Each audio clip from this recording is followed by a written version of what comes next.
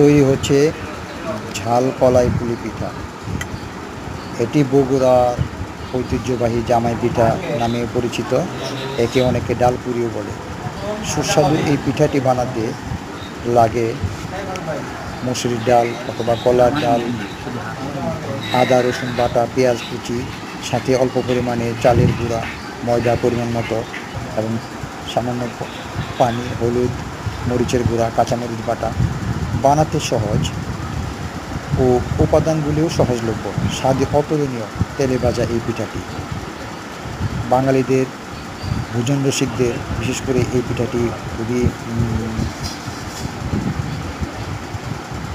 সুপরিচিত। এই পিঠাটি বাংলাদেশের সব জায়গায় এই পিঠাটি বানানো হয়, তবে বগুড়াতে বিশেষ করে এর কদর একটু অন্যরকম। দেখুন চাউল আটার মিশ্রিত রুটির মধ্যে কীভাবে সুন্দর করে ডাল ভাজা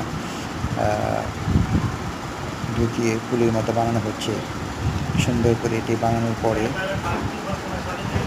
এইভাবে চারদিকটা মুড়িয়ে দেওয়া হয়, এতে করে তেলে ভাজার সময় চারদিক থেকে বেরিয়ে পড়বে না।